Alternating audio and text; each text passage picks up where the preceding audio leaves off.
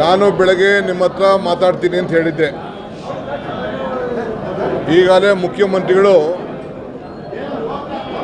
ಅವರು ಉತ್ತರವನ್ನು ಕೊಡಬೇಕಾರೆ BJPಯವರು ನಮಗೆ ಮುಖ್ಯಮಂತ್ರಿಗಳು ಉತ್ತರ ಕೊಡಲಿಕ್ಕೆ ನಾವು ಅಶೋಕ್ ಅವ್ರಿಗೆ ಉತ್ತರ ಕೊಡಲಿಕ್ಕೆ ಚರ್ಚೆ ಮಾಡಲಿಕ್ಕೆ ಅವಕಾಶ ಮಾಡಿಕೊಟ್ಟು, ಯಾವ ತನಿಖೆಗಳು ಇತ್ತೋ ಆ ಒಂದು ಇಲಾಖೆಯಲ್ಲಿ ಚರ್ಚೆ ಮಾಡಲಿಕ್ಕೆ ಅವಕಾಶ ಇರಲಿಲ್ಲ.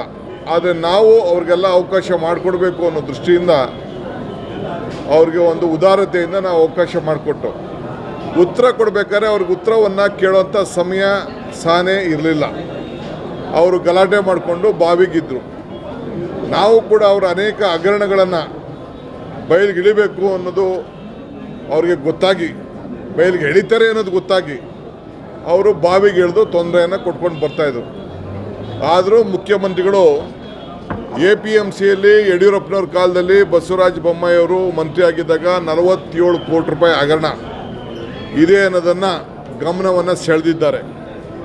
ಇದಲ್ಲದೆ ಬೋವಿ ನಿಗಮದಲ್ಲಿ ಕೋಟಾ ಶ್ರೀನಿವಾಸ ಪೂಜಾರಿ ಅವರು ಮಂತ್ರಿ ಆಗಿದ್ದರು, ಬೊಮ್ಮಾಯಿ ಅವರು ಮುಖ್ಯಮಂತ್ರಿ ಆಗಿದ್ದರು. 87 ಕೋಟಿ ರೂಪಾಯಿ ಹಣ ಅಲ್ಲೂ ಕೂಡ ಇದೇ ರೀತಿ ವರ್ಗಾವಣೆ ಆಗಿದ್ದನ್ನು ಕೂಡ ಇವತ್ತು ಈಗಾಗಲೇ ಗೂಳಟಿ ಶೇಖರ್ ಅವರು 100 ಕೋಟಿ ಆಗಿದೆ ಅಂಥೇಳಿ ಗಮನವನ್ನು ಸೆಳೆದಿದ್ದರು. ಅದು ಕೂಡ ಈಗಾಗಲೇ ನಾವು ತನಿಖೆಯನ್ನು ಪ್ರಾರಂಭವನ್ನು ನಾವು ಮಾಡ್ತಾಯಿದ್ದೇವೆ. ದೇವರಾಜರ ಟರ್ಮಿನಲಲ್ಲಿ 22-23ರಲ್ಲಿ ಬಸವರಾಜ ಬೊಮ್ಮಾಯಿರವರು ಮುಖ್ಯಮಂತ್ರಿ ಆಗಿದ್ದರು, ಶ್ರೀರಾಮುಲುವರು ಮಂತ್ರಿ ಆಗಿದ್ದರು. ಒಂದು 50 ಕೋಟಿಗೂ ಹೆಚ್ಚು ಹಣ ಈ ರೀತಿ ಹೆಚ್ಚು ಕಮ್ಮಿ ಆಗಿದೆ. ಸೊ ಇದಲ್ಲದೆ ಗಂಗಾ ಕಲ್ಯಾಣ ಯೋಜನೆಯಲ್ಲಿ 430 ಕೋಟಿ ರೂಪಾಯಿ ಅವ್ಯವಹಾರ ಆಗಿದೆ.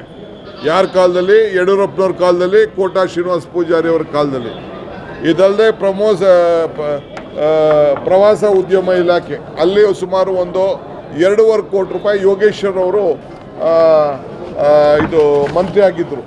ಬೊಮ್ಮಾಯಿರವರು ಯಡಿಯೂರಪ್ಪನವರು ಆಗ ಮುಖ್ಯಮಂತ್ರಿ ಆಗಿದ್ದರು. ಕಿಯಾನಿಕ್ಸ್ನಲ್ಲಿ CAG ವರದಿ ಇದೆ. CAG ವರದಿ 500 ಕೋಟಿ ರೂಪಾಯಿ ವರದಿ ಇದೆ. ಅಶ್ವಥ್ ನಾರಾಯಣರವರು ಮಿನಿಸ್ಟ್ರು, BS ಯಡಿಯೂರಪ್ಪನವರು, ಬೊಮ್ಮಾಯಿರವರು ಒಬ್ಬ ಮುಖ್ಯಮಂತ್ರಿಗಳು. ಕೋವಿಡ್ ಹಗರಣ ಸುಧಾಕರ್, ಶ್ರೀರಾಮುಲು ಒಟ್ಟು 40,000 ಕೋಟಿ ರೂಪಾಯಿ 40,000 ಕೋಟಿ ಹಗರಣ.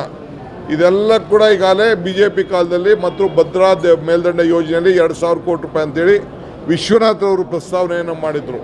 ಅದು ಕೂಡ ಯಡಿಯೂರಪ್ಪನವರು ಮತ್ತು ಬೊಮ್ಮಾಯಿರವರ ಕಾಲದಲ್ಲಿ ಅನೇಕ ಇದು ಈಗಾಗಲೇ ತನಿಖೆಗಳು ಈಗಾಗಲೇ ನಡ್ಕೊಂಡು ಬರ್ತಾಯಿದೆ.